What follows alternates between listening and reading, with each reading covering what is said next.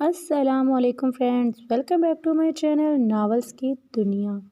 تو فرینڈز، میں ہوں آج پھر آپ سب کے ساتھ آپ کی ہوسٹ، آپ کی دوست۔ تو جیسا کہ آپ کو پتہ ہے کہ ہم نے ناول سٹارٹ کیا ہوا ہے عشق سبحان اللہ، بہت ہی انٹرسٹنگ ناول ہے، مجھے خود پڑھ کے بہت مزہ آ رہا ہے۔ تو آئی ہوپ کہ آپ سب کو اچھا لگ رہا ہوگا۔ آپ لوگ کمنٹ پاس کر کے اپنی رائے ضرور دیں اور اچھے ناول اور بھی مجھے بتائیں تاکہ نیکسٹ میں وہ بھی سٹارٹ کر سکوں۔ تو آپ سب کا ٹائم ویسٹ کیے بنا ہم اپنے ناول کی طرف چلتے ہیں۔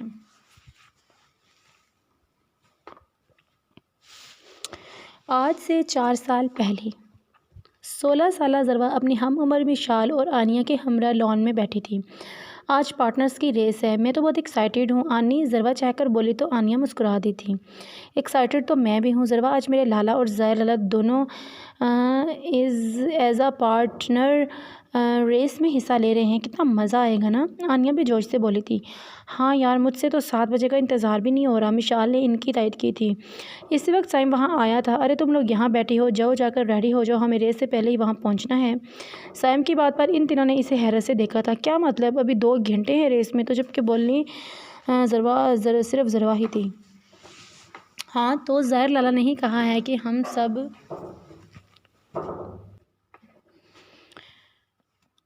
سب ان کی بھیجی ہوئی گاڑی میں ابھی ہی وہاں آ جائیں، وہ جگہ کافی پیاری ہے تو ہم تھوڑا گھوم پھر لیں گے، سائم نے تفصیلی جواب دیا۔ ہرے ذروہ نے نعرہ لگایا تو باقی تینوں ہنس دیے تھے۔ سائم انہیں بتا کر جا چکا تھا۔ پھر بھی میں تو ریڈی ہونے چلی، مشال کہتے ہی اٹھ کھڑی ہوئی۔ آنیہ اور ذروہ بھی اندر کی جانب بڑھ گئی تھیں۔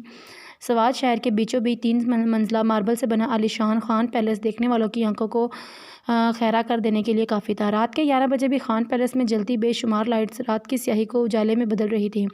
یہ پیلس اس قدر خوبصورتی سے بنایا گیا تھا کہ دیکھنے والے کو وہ داد دینے پر مجبور کر دیتا تھا۔ سیاہ گیٹ سے اندر آئیں تو نگاہ جم سی جاتی تھی۔ خان پیلس کے چاروں طرف پھولوں سے بھرا مہکتا لون تھا، دور دور تک رنگ برنگے پھول پھیلے ہوئے تھے جو ہلکی ہوا سے رقص کر رہے تھے۔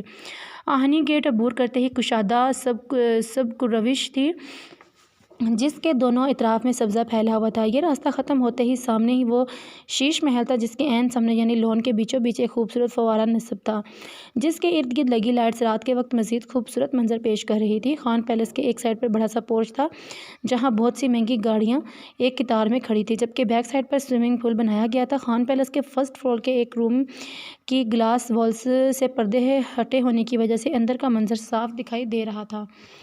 جہاں وہ شاندار سا شخص صوفے پر نیم دراز تھا، وہ شخص ظاہر خان تھا جو شہزادوں کی سیان رکھتا تھا۔ وجاہت میں اس کا کوئی ثانی نہیں تھا، مغرور ایسا کہ اس کی بے رخی جان سے مار ڈالے اور مہربان ہونے پر آئے تو اپنا سب کچھ وار دے۔ اس کی وجاہت میں جو چیز 4 چاند لگاتی تھی وہ اس کی سمندر سی نیلی مغرور آنکھیں جس میں ہر وقت ایک سرد پن ہوتا تھا۔ بلا کی دلکش تھی اس کی آنکھیں جو ایک بار دیکھ لے اپنا دل ہار بیٹھے۔ عورت کے حسین آنکھوں کے بارے میں تو بہت سنا ہے کہ عورت کی آنکھیں حسین ہوں تو مرد اپنا دل ہار بیٹھتا ہے، پر اگر مرد کی آنکھیں حسین ہو تو عورت دیوانی ہو جاتی ہے، اور اگر ان دونوں میں بے نیازی ہو تو پھر عورت کہیں کی نہیں رہتی۔ ظاہر کی آنکھوں میں بھی وہی جادو تھا جس سے وہ خوب واقف تھا۔ وہ یونیورسٹی کا سٹون مین تھا، وہ سخت دل ایسا تھا کہ کسی پر ایک نگاہ ڈالنا پسند نہ کرتا تھا۔ اس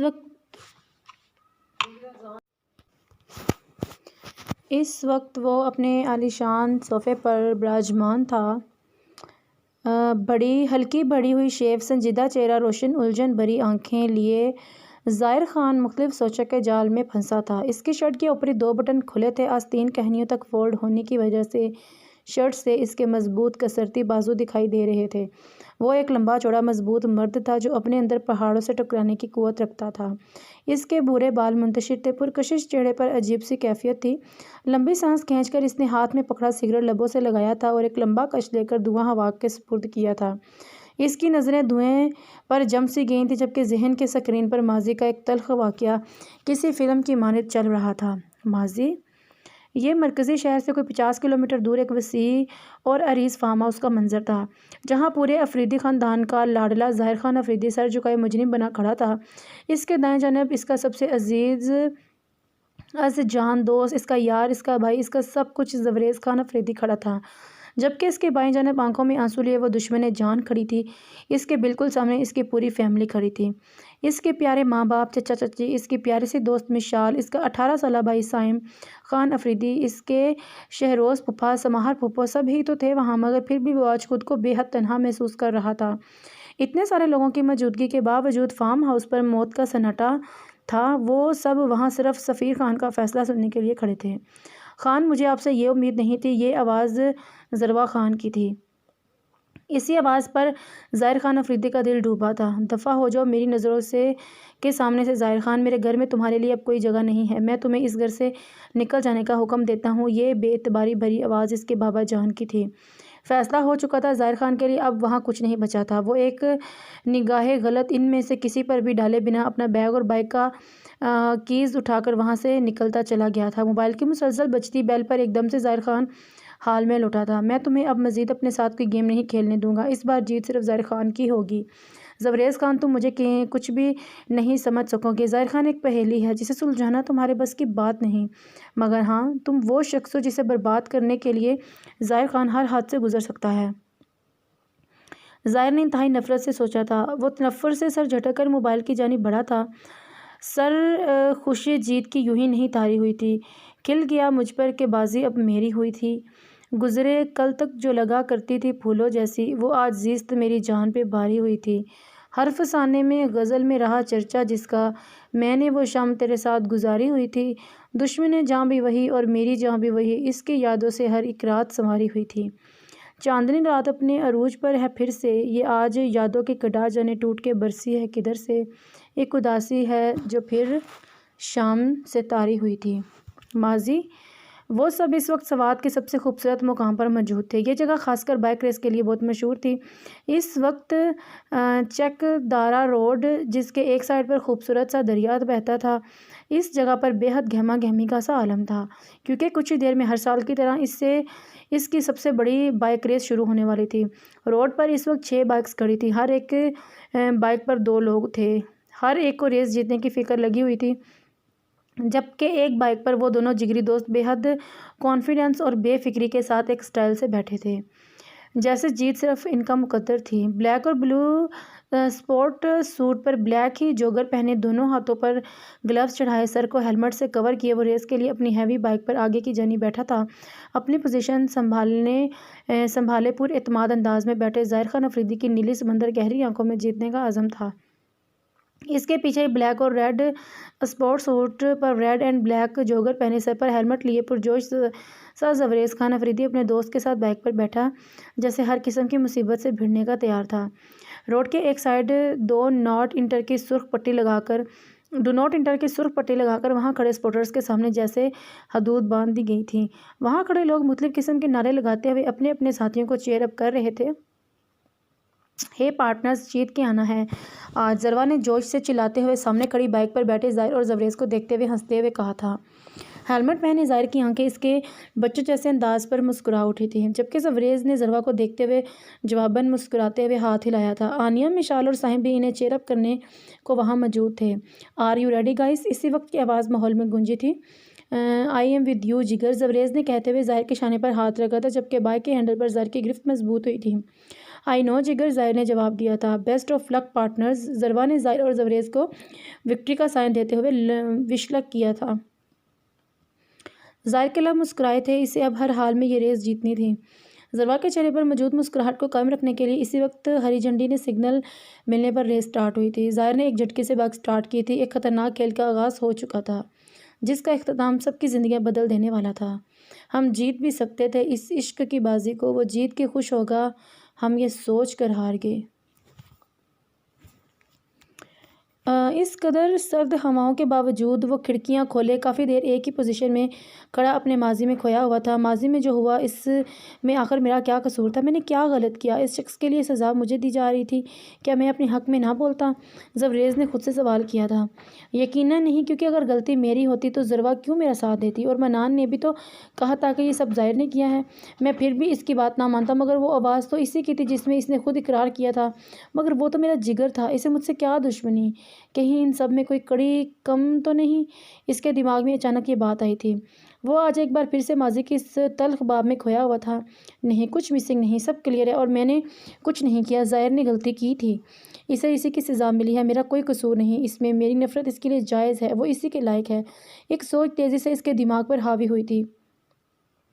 آدھا راستہ طے کر آیا، اب کیا سوچ رہا ہے آخر؟ انجانی منزل کی جانب چلتا جائے یا واپس ہو جائے راہی؟ سوچ کے بھی انداز عجیب ہیں، سوچ کے ہی آغاز کیا ہے؟ 100 رستوں میں ایک چنا تھا، وہ اب سوچ ہی رک رہی ہے۔ آگے بھی کچھ تاریکی ہے، لوٹ کے جانا بھی مشکل ہے۔ سوچ کا سورج ڈوب رہا ہے، نہ ایسے راہی کی منزل ہے نہ کوئی راستہ ہے۔ مجھے کسی سے کوئی فرق نہیں پڑتا، مجھ سے جو ٹکرائے گا میں اس دنیا سے اس کا نام و نشان مٹا دوں گا۔ جیت صرف زوریز خان کا نصیب بنے گی، اس نے زہر خط انداز میں سوچا تھا۔ ظاہر خان افریدی اور زوریز خان افریدی ایک ہی تصویر کے دو دوزخ تھے، ایک خطرناک آندھی تو دوسرا خاموش طوفان تھا، مگر کام دونوں کا ہی تباہی مچانا تھا۔ اب خدا جانے کل کا سورج ان دونوں کی زندگی میں کیا رنگ لے کر آنے والا تھا، جیت کس کی ہونی تھی اور ہار کس کا مقدر تھی، یہ تو آنے والا وقت ہی بتانے والا تھا۔ مگر جو بھی تھا، آریہ پار ایک کام تو ہونا ہی تھا۔ ایک نئی اور روشن صبح کا آغاز ہو چکا تھا۔ ڈائننگ ٹیبل پر تقریباً سب موجود سوائے سائم کے، جبکہ ظاہر تو خیر شاذ و نادر ہی وہاں آیا کرتا تھا۔ ارے آج یہ سائم کہاں رہ گیا بھابھی بیگم؟ وہ تو کبھی لیٹ نہیں ہوتا۔ وہ نہیں ہے تو گھر میں بھی اتنا سناٹا لگ رہا ہے؟ فرقان خان نے شرارتی بھتیجے کی کمی محسوس کرتے ہوئے بلوشا بیگم سے پوچھا تھا۔ سو رہے ہوں گے لارڈ صاحب، آپ کو تو پتہ ہے فرقان لالا رات بھر جاگتے رہتے ہیں، آج کل کے بچے پھر صبح جب بھی تو آنکھ کو دیر سے کھلتی ہے۔ ایسے حالات رہے تو بن گئی ہے ڈاکٹر، بلوشا بیگم نے سائم کے لیٹ اٹھنے پر تپتے ہوئے جواب دیا تھا۔ ارے بابے جان غصہ تو مت ہوں، آ جائے گا، آج ہی تو لیٹ ہوئے، ورنہ آپ جانتی ہیں وہ ہمارا سب سے فرمانبردار بچہ ہے۔ ہاں تائی جان، وہ فضول میں بالکل بھی نہیں جاگتا، جب جاگتا ہے تو صرف پڑھنے کے لیے۔ ضربا نے بھی اس کی سائڈ لی تھی۔ تم تو بس ہی کر دو، سیم کی چمچی نہ ہو تو۔ بلوشا بیگم نے اسے بھی لپیٹ دیا تھا۔ ضربا ہنسی روکتی ہوئی ناشتے کی جانب متوجہ ہو چکی تھی، جبکہ اب سفیر خان، مراد خان اور فرقان خان بھی ہنسی روک کے ان کا غصہ ملاحظہ کر رہے تھے۔ مشال تم ایسا کرو، جا کے سیم کو جگاؤ، نگین بیگم نے جٹھانی کا غصہ دیکھتے ہوئے بیٹی سے کہا تھا۔ میں؟ مشال نے ان کی جانب دیکھ کر سوال کیا تھا۔ میرے خیال سے مشال تمہارا ہی نام ہے، نگین بیگم طنزیہ انداز میں کہتے ہوئے اسے گھورا تو وہ منہ بناتی سائم کو جگانے کے لیے چلی گئی تھی۔ نیوی بلو ٹراؤزر اور اسکن کلر کے کرتی پر نیوی بلو ہی دوپٹہ گلے میں ڈالے، کمر تک آتے براؤن بالوں کی اونچی اونچی پونی بنائے وہ یونی جانے کے لیے ریڈی تھی۔ اس نے ایک ہاتھ میں نازک سا ڈائمنڈ کا بریسلٹ پہنا تھا، جبکہ دوسرے ہاتھ میں ریسٹ واچ تھی۔ وہ سرخ اور سفید رنگت اور مناسب سراپے والی کافی خوبصورت لڑکی تھی، جب اس کی آنکھوں کا گہرا رنگ خطئی تھا۔ بنا کسی میک اپ کے ہی وہ کافی پیاری لگتی تھی۔ آج کا دن بہت اہم ہے میرے لیے، ایک طرف میرے لالا ہیں تو دوسری طرف تم ہو، اور میں آپ دونوں کو خوش دیکھنا چاہتی ہوں۔ آج پھر سے وہ دونوں آمنے سامنے آنے والے ہیں۔ یا اللہ تو کچھ ایسا کر دے کہ ان دونوں کے بیچ جو نفرت اور دوریاں حائل ہوئی ہیں وہ ہمیشہ کے لیے مٹ جائیں۔ یہ وہ لمحہ تھا جب سچے دل سے مانگی گئی اس کی یہ معصوم دعا، پرخلوص دعا یقیناً عرش الہی تک جا پہنچی تھی، مگر اسے پورا ہونے میں کتنا وقت باقی تھا یہ صرف اللہ پاک ہی جانتا تھا۔ ایک طرف میری محبت کی خوشی کا سوال ہے اور تو دوسری طرف میرے پیارے لالا۔ مجھے سمجھ نہیں آ رہا میں کسے ووٹ دوں، کس کا ساتھ دوں۔ یا اللہ میں کیا کروں، تو ہی میری مدد کر۔ وہ اپنے مالک سے مخاطب تھی جو بے شک ہر فیصلے پر قادر تھا۔ کہیں پھر سے کچھ غلط ہو گیا تو؟ اس نے اسے خوفزدہ سا کر دیا تھا۔ نہیں، اب پھر سے کچھ غلط نہیں ہوگا، اب صرف سب ہی ہوگا، مجھے اللہ پر پورا یقین ہے۔ پر میں ووٹ کسے دوں؟ خیر جو بھی ہوگا اللہ مالک ہے۔ ضربا اور مشال سے پوچھوں گی وہ کسے ووٹ دیں گی، پھر میں بھی اسی حساب سے کچھ سوچتی ہوں، اس نے بالآخر دل ہی دل میں سوچا تھا۔ آنیہ خود کا جائزہ لیتی اپنا ہینڈ بیگ اٹھا کر یونیورسٹی جانے کے لیے روم سے باہر نکلی تھی۔ مشال نے جیسے ہی سائم کے روم کا دروازہ نوک کرنے کے لیے ہاتھ اٹھایا تو وہ ان لاک تھا۔ مشال نے روم ڈور کا ہینڈل گھمایا تو دروازہ کھلتا چلا گیا تھا۔ سامنے ہی ڈبل بیڈ پر وہ گہری نیند میں سویا ہوا تھا، کتنے مزے سے سو رہا ہے، نیستی کہیں کا۔ مشال بڑبڑاتی ہوئی اسے جگانے کے لیے اس کی جانب بڑھی تھی۔ ابھی اس نے سائم کو جگانے کے لیے ہاتھ بڑھایا ہی تھا کہ چھم سے خیال اس کے دماغ میں آیا تھا، ابھی بتاتی ہوں اسے۔ تو اپنی سوچ پر عمل کرنے کے لیے اس نے فوراً اپنا ہاتھ پیچھے کیا اور اپنے منصوبے کی تکمیل کے لیے واپس مڑی تھی۔ یہ منظر خان پیلس کی دوسری منزل پر موجود ظاہر خان کے کمرے کا تھا، جو خان پیلس کا سب سے عالی شان کمرہ تھا، جبکہ اسے ہال کہا جائے تو غلط نہ ہوگا۔ کمرے کا دروازہ کھولتے ہی سامنے کنگ سائز بیڈ نظر آتا تھا۔ بیڈ کے عین سامنے خوبصورت سنگل صوفہ تھا، جبکہ کنگ سائڈ بیڈ کے پیچھے والی وال پر ظاہر خان افریدی کی ان لارج ہنستی مسکراتی تصویر نظر آتی تھی۔ بیڈ کے بائیں جانب شیشے کے دروازے کے اس پر ایک عالیشان ڈریسنگ روم کا منظر نظر آتا تھا، جہاں شاید دنیا میں موجود کسی مہنگے برانڈ کی اشیاء موجود نہ ہوں۔ جبکہ ڈریسنگ روم کے ساتھ بنے دروازے کے اس پار ایک عالیشان واش روم کا منظر نظر آتا ہے۔ بیڈ کے دائیں جانب گلاس وال تھی، جہاں سے خان پیلس کے لان کا منظر نظر دکھائی دیتا تھا۔ ظاہر خان ڈریسنگ ٹیبل کے سامنے کھڑا خود پر امپورٹنٹ پرفیوم اسپرے کر رہا تھا۔ بلیک جینز پر وائٹ شرٹ اور بلو سنگل بلیزر پہنے، بالوں کو سٹائل سے سیٹ کیے وہ بے حد ہینڈسم لگ رہا تھا۔ اس کی نیلی سمندر سی آنکھوں میں کچھ پانے کا عزم تھا۔ خود پر ایک مطمئن ہوتی نگاہ ڈال کر وہ پلٹ کر بیڈ کے قریب آیا تھا۔ بیڈ کی سائڈ ٹیبل سے موبائل اور کی چین اٹھا کر وہ اپنی مخصوص شاہانہ چال چلتا باہر کی جانب بڑھا تھا۔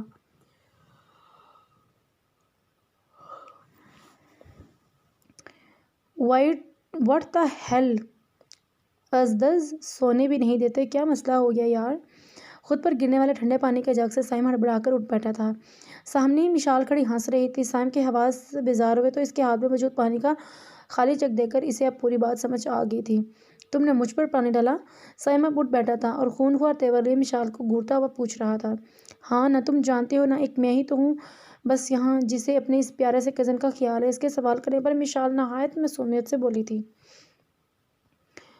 جبکہ سائم کا دل چاہا اس آفت کو اٹھا کر کھڑکی سے باہر پھینک دے جو صبح سویرے ہی اس پر نازل ہوئی تھی۔ تم نے اتنی ٹھنڈ میں مجھ پر پانی ڈالا، میں تمہیں جان سے مار دوں گا مشال، سائم چلایا تھا۔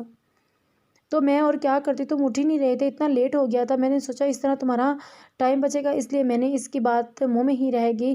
سائم نے پاس رکھا کشن اسے پھینک کر مارا تھا، جس سے مشال سہولت سے جھکتی ہوئی بچ گئی تھی۔ اس لیے تم نے میرا منہ بھی دھلوایا ہے نا؟ اور مشال خان تم تو گریٹ ہو، تمہیں تو انعام ملنا چاہیے۔ اس کا چھوڑا ہوا جملہ پورا کرتے ہوئے سائم بیڈ سے اترا تھا، جبکہ مشال اس کا ارادہ بامتی ہوئی 2 قدم پیچھے ہٹی تھی۔ وہ میں تو مذاق کر رہی تھی، تم تو سیریس ہی ہوگی، مشال گڑبڑائی تھی۔ ہاں تو میں نے تو کچھ کہا ہی نہیں، بس سوچ رہا ہوں اب اس پیاری سی کزن کے کارنامے پر اسے چھوٹا سا انعام تو دے دوں۔ سائم بولتا ہوا دنیا جہان کی معصومیت چہرے پر سے آہستہ آہستہ قدم اٹھاتا اس کی جانب بڑھ رہا تھا۔ سائم دیکھو، میں نے کہا میں مذاق کر رہی تھی۔ ہاں، مشال کے قدموں میں تیزی آئی تھی، مگر میں تو سیریس ہوں نا۔ سائم اب کے اس کے پیچھے دوڑا تھا۔ مشال دروازے سے دائیں جانب ہو کر بیڈ کی طرف بھاگی تھی۔ تمہاری تو خیر نہیں مشال کی بچی، سائم کہتا ہوا اس کے پیچھے بھاگا تھا۔ بھاگتی کہاں ہو بزدل، ہمت ہے تو سامنا کرو میرا۔ سائم اب جم کر میدان میں آ چکا تھا۔ شرم نہیں آتی ایک معصوم لڑکی سے مقابلہ کرتے ہو؟ سائم خان چچن نف میں تم پر مشال نے اسے چھیڑا تھا۔ تم نے مجھے بے شرم کہا۔ سائم کو اس کی بات سن کر صدمہ ہی تو لگا تھا۔ رکو تم، اب تو تمہارا انعام بنتا ہی ہے۔ اب وہ تپا ہوا مشال کی جانب بڑھا تھا۔ ارے نہیں، مجھے کوئی انعام نہیں چاہیے، میں نے جو کیا وہ تو میرا فرض تھا۔ اچھا اب میں چلتی ہوں، مشال جلدی جلدی کہتی جان بچاتی چھپاک سے بیڈ سے کودتی ہوئی دروازے کی جانب بڑھی تھی۔ ارے تم میرا کچھ نہیں بگاڑ پائے سائم خان، مشال نے اسے جلایا تھا اور بھاگ گئی تھی۔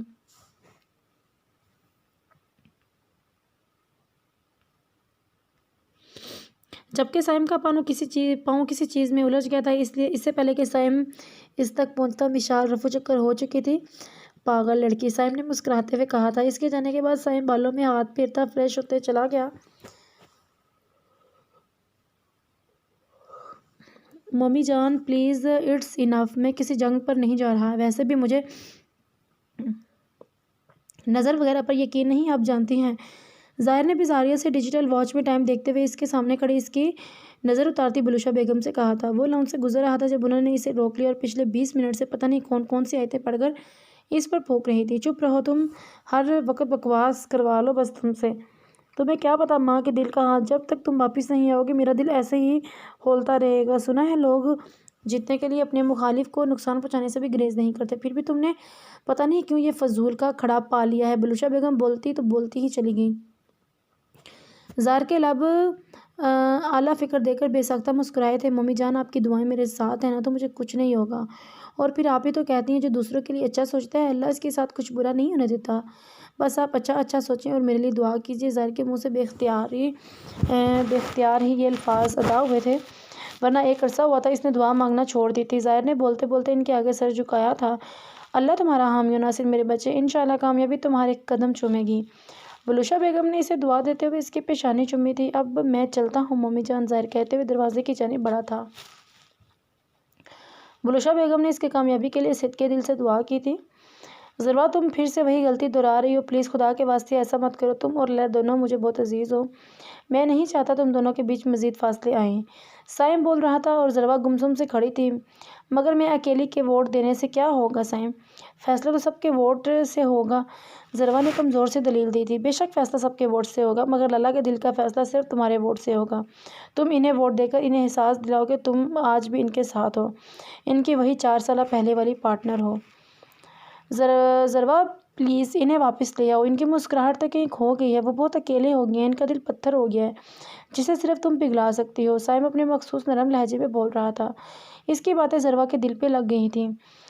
میں باہر پورچ میں تمہارا ویٹ کر رہا ہوں ضرورہ، میں یونی سے واپس اسپیشلی صرف تمہیں لینے آیا ہوں۔ اگر تمہارا دل میرے لالا کے حق میں فیصلہ کر دے تو 10 منٹس میں باہر آ جانا، ورنہ میں سمجھوں گا تم بھی باقی سب جیسی ہو۔ سائم کہتا ہوا روم سے نکل چکا تھا۔ اس کے جانے کے بعد ضرورہ سر تھام کے بیڈ کے کنارے بیٹھ گئی تھی۔ کیا میں نے جو کیا وہ غلط تھا؟ کیا مجھ سے انجانے میں کوئی غلط فیصلہ ہو گیا ہے؟ ہاں، شاید میں نے بہت بڑی غلطی کر دی ہے، تو کیا میں کبھی اپنی اس غلطی کا ازالہ کر سکوں گی؟ ضرورہ نے دل میں سوچا تھا۔ اپنے دھیان میں آتی آنیا سامنے سے آتے شخص سے بری طرح ٹکرائی تھی۔ اس سے پہلے کہ وہ زمین بوس ہوتی، 2 مضبوط بازوؤں نے اسے تھام لیا تھا۔ آنیا نے اپنے محسن کو دیکھنے کے لیے سر اٹھایا تو وہ شخص ظاہر خان تھا۔ آئی ایم سو سوری، میرا مطلب تھینکس، آنیا کنفیوز ہوتی ہوئی بولی تھی۔ ظاہر نے ایک جھٹکے سے اسے ایک طرف کیا تھا۔ اٹس اوکے مس آنیا خان، ظاہر سنجیدگی سے کہتا ہوا آگے بڑھنے کو تھا، مگر سامنے سے آتے زبریز خان کو دیکھ کر اس کا ردہ بدلا تھا۔ اس کے قدم وہیں رک گئے تھے اور اس کے لبوں پر شاطرانہ مسکراہٹ دوڑ گئی تھی۔ آنیا کے ساتھ کھڑے شخص کو دیکھ کر زبریز کی پیشانی پر بل پڑ گئے تھے اور غصے کے مارے اس کے دماغ کی رگیں تن گئی تھیں۔ کہاں ہوتی ہو ڈیرا؟ آج کل تو تم دکھائی ہی نہیں دیتی۔ ظاہر نے بظاہر تو ہمس انداز میں بات کا آغاز کیا تھا۔ کچھ فاصلے پر کھڑے زبریز کے چہرے کے تاثرات دیکھ کر ظاہر سمجھ گیا تھا کہ وہ کچھ دیر پہلے والا واقعہ ملاحظہ کر چکا ہے۔ میں تو بس یہیں ہوتی ہوں، آپ بھی مصروف ہوتی ہیں، آنیا مسکراتی ہوئی بولی تھی۔ اس کا جواب پر ظاہر آہستہ سے ہنسا تھا۔ اس کی یہ ہنسی زبریز خان کا خون کھولا گئی تھی۔ وہ مٹھیاں بھینچے غصہ ضبط کر رہا تھا۔ تو اب یہ کمینہ میری بہن کو استعمال کر رہا ہے، زبریز نے سوچتے ہوئے دانت بھینچ کر ظاہر کو کچا چبا جانے والی نظروں سے گھورا تھا۔ بس ڈیئر یو نو نا، الیکشن سر پر ہیں، سو بزی تو ہوتا ہے۔ خیر تم اس ڈریس میں کافی پیاری لگ رہی ہو۔ ظاہر نے دلکشی سے مسکراتے ہوئے تانک کر نشانہ لگایا تھا۔ اس کی اس تعریف پر آنیا کے لب مسکرائے تھے۔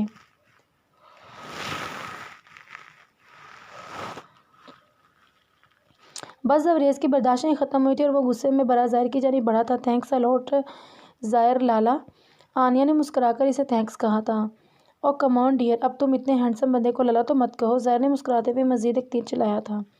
آنیا، زبریز کی غصے بھری آواز پر آنیا اچھل کر پلٹی تھی۔ جی لالا، اس نے ڈرتے ڈرتے جواب دیا تھا۔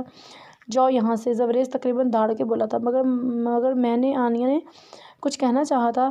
I said just go from here, زبریز قدرے چلا کر بولا تھا۔